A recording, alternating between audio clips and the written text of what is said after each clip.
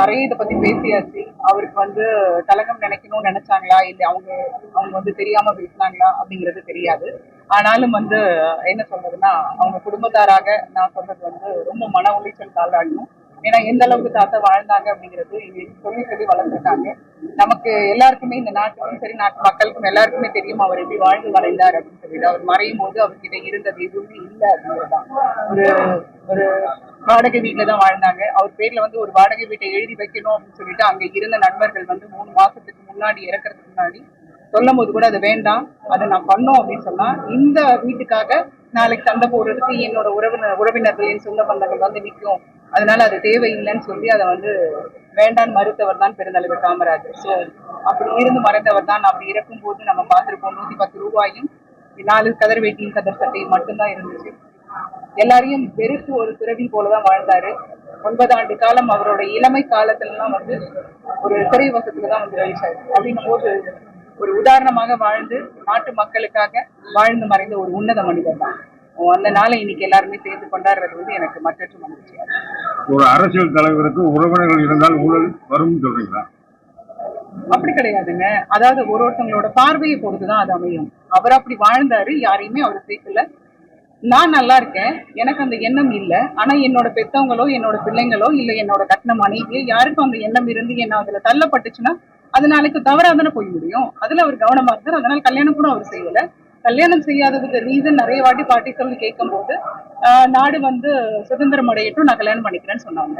அதுக்கப்புறம் பாத்தீங்கன்னா காலப்போக்குல அதுவும் கடந்து போச்சு, வயசாயிருச்சு, என்ன பண்றது அப்படின்னும் இல்ல தேவையில்லை.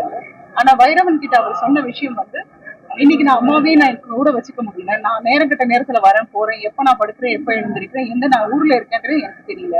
நாளைக்கு என்ன பார்த்து ஒரு பிள்ளை வந்துச்சுன்னா அந்த பிள்ளையும் தவிக்க விடுற மாதிரிதான் இருக்கும். அதனால எதுக்கு ஆயிடவா, இது தேவையில்லைன்னு சொல்லிட்டு அவங்க நினைச்சாங்க. அதுல கூட அவரோட ஆசைகளாக இருக்கலாம், இல்லாமையும் இருக்கலாம். ஆனால் என்னால் ஒரு பெண் பிள்ளை வாழ்க்கை வீணாக கூடாதுன்றதுல வந்து அதுலயும் அவர் சரியாக தான் இருந்தாருன்னு நான் பார்த்தேன். காமராஜருடைய புகழ் பாடும் தொண்டர்களுக்கு என்ன சொல்ல வேண்டும்?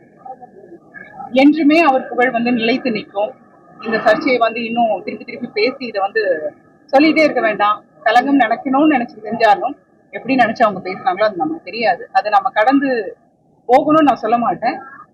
அவர் புகழ் என்றும் மறையாது, அவ்வளவுதான். அவருக்கு நிகர் அவர் மட்டும்தான். அதனால என்றும் பெருந்தலைவர் மட்டும்தான். அவர் நிகர் வேற யாரும் வரமாட்டாங்க. அதனால இன்னும் இன்னைக்கு 123வது பிறந்த நாளை நம்ம கொண்டாடுறோம். இன்னும் 1223 காமராஜர் விழாவையும் நம்ம கொண்டாடணும்னு நான் நினைக்கிறேன். திருச்சி சிவா எம்பி பேட்டிக்கு அதுதான் சொல்லிட்டு இதை அப்படியே விட்டுருவோம். அவங்க வந்து மன்னிப்பு கேட்கறாங்க கேட்கல, நிறைய இடங்கள்ல ஆர்ப்பாட்டம் போராட்டம் எல்லாம் நிகழ்ந்தாலும் அவங்க இப்ப வரைக்கும் அதை சொல்லலை. இன்னும் வந்து இது இப்படிதான் பேசினாங்கன்னு நிறைய விஷயங்கள் வந்து அது உண்மைன்ற மாதிரி அவங்க பதிவு போட்டுட்டே இருக்காங்க. அப்ப வந்து அவங்க வேணும்னு சொல்றாங்களா வேணான்னு சொல்றாங்களா நமக்கு தெரியாது. இப்ப நான் அவங்க பேசும்போதோ இல்ல அது நடக்கும்போது நான் இல்லை அந்த இடத்துல. ஸோ எனக்கு என்னோட பெற்றவங்க சொன்னதும் நான் பத்திரிகை வாயில படிச்சதும் தெரிஞ்சதும் தான். அதனால இதை நான் வந்து இந்த என்னோட வயசுக்கு அவங்க மூத்த தலைவர்களை விமர்சனம் பண்ண எனக்கு தகுதி இல்லை அப்படின்னு நான் நினைக்கிறேன். ஸோ என்றும் என் தாத்தா உயர்ந்தவர் தான், அவரை உயர்த்தி தான் பார்க்கணும்னு நான் நினைக்கிறேன்.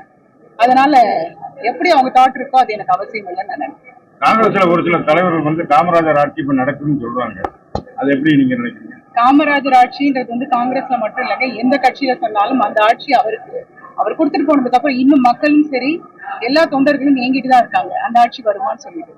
அவர் செஞ்சு வச்சுட்டாரு. ஆனா அதை வந்து ஃபாலோ பண்றமே தவிர அதை வந்து சிறப்பா செய்யறமான்றது ஒரு கேள்விக்குறி இருக்கதான் செய்யுது. அதை சிறப்பா செஞ்சா இன்னும் நல்லா இருக்கும்.